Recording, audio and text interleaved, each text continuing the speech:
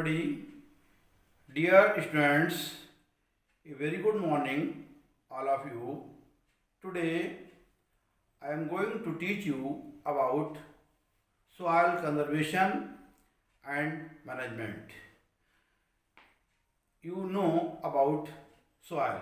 What is soil? Soil is the top layer of earth crust. It is responsible for green plantation. Soil is the top layer of earth crust. It is responsible for plant growth. Soil consists of following components: mineral particles derived from rocks, mineral humus, number second, humus formed from decaying plant animal remains, and third, minerals, fourth, water, fifth, air, and last, microscopic organisms, bacteria, fungi, and earthworms or insects. Soil conservation यानी कि मृदा संरक्षण और उसका प्रबंधन। Soil मृदा किसे कहते हैं? जो पृथ्वी का ऊपरी जो भाग है जिसमें हरी वनस्पतियां उगाई जाती हैं वो मृदा कहलाता है। तो ये बहुत ज़रूरी हो जाता है कि मृदा का संरक्षण करें। मृदा का संरक्षण करके ही हम हरे पौधों को उगा सकते हैं, यानी अपनी फसलों को हम उगा सकते हैं।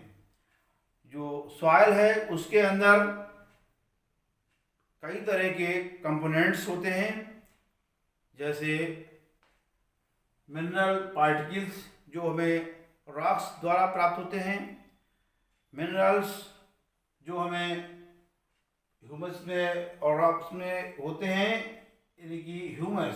Second point, humus form from decaying plant remains. जो हरे पौधे जो सड़ जाते हैं उससे हमें ह्यूमस प्राप्त होती है। और वाटर, पानी की मात्रा इसमें होती है। एयर और माइक्रोस्कोपिक ऑर्गेनिज्म, सूक्ष्म जीव जैसे जीवाणु, कवक और अर्थवर्म, ये सब सॉइल में होते हैं। तो सॉइल जो है वो पृथ्वी का ऊपरी पार्ट है जिसमें हरे पौधे उगाए जाते हैं।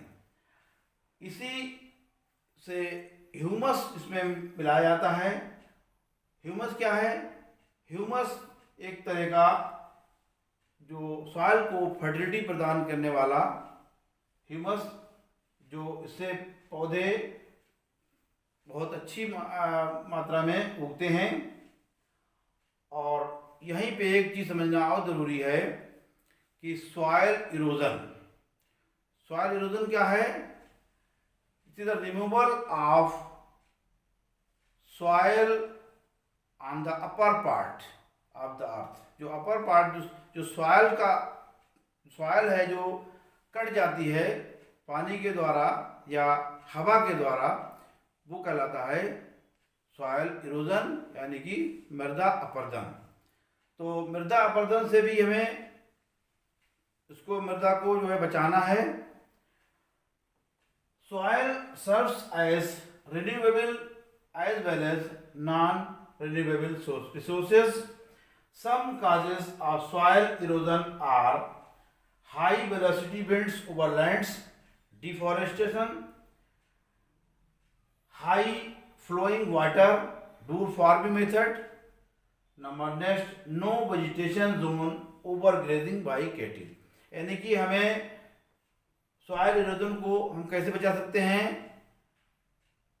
तेज हवा से उसको हम बचा सकते हैं, यानी हवा तेज होगी तो अगर हम डिफॉरेस्टेशन करेंगे, यानी कि हम पेड़ों को काटेंगे, तो इससे सॉइल इरोजन हो सकता है।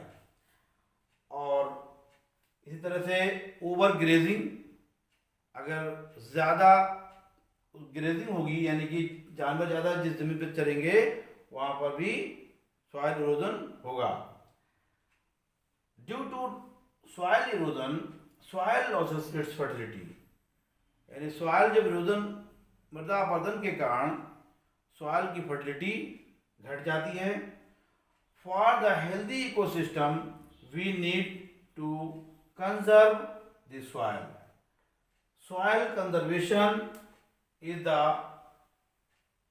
prevention of soil loss or reduced fertility caused by over uses, acidification or other chemical contamination। Soil conservation को हम कैसे बचा सकते हैं, यानी हम सॉइल को कंजर्व कैसे कर सकते हैं, इसकी फर्टिलिटी को कम यानी रोग कैसे हम बढ़ा सकते हैं। ये इसके अंदर एसिडिफिकेशन को कम करके और केमिकल कम मिला करके हम इसकी यानी हम केमिकल की जगह फर्टिलाइजर की जगह पे मैन्योर्स का इस्तेमाल करें, इससे इसकी फर्टिलिटी सॉइल की बढ़ सकती है। अब इसमें कई तरीके हैं इसको सॉइल इरोजन को कम करने के लिए, यानी कि सॉइल इरोजन ना हो तो हम कई तरीके अपनाते हैं।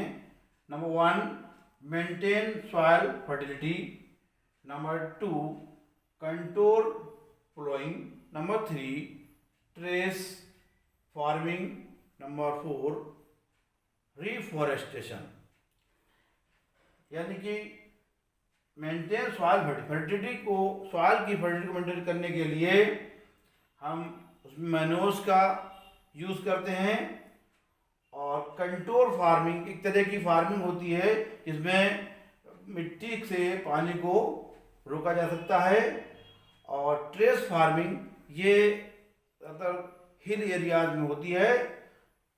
ट्रेस फार्मिंग हिल एरियाज में होती है, जिससे इसमें ट्रेस छोटे छोटे खेत बना करके उनको पानी की कमी को दूर किया जाता है। उनको ये ज़्यादातर पहाड़ों पर होती है। इसी तरह से रिफॉरेस्टेशन यानी कि जहाँ पर पौधे या पेड़ काटे जा चुके हैं वहाँ पर दोबारा पेड़ लगा करके हम सॉइल इरोजन से इसको इरोजन होने से रोक सकते हैं, यानी कि मृदा अपरदन को हम रिफॉरेस्टेशन के द्वारा रोक सकते हैं। तो सॉइल कंजर्व हम जब भी कर पाएंगे जब हम सॉइल इरोजन के हमें नए नए तरीके प्रयोग करके सॉइल को इरोजन से यानी कि मृदा अपरदन से बचाएंगे, तभी सॉइल इरोजन मृदा संरक्षण हो पाएगा। Thank you.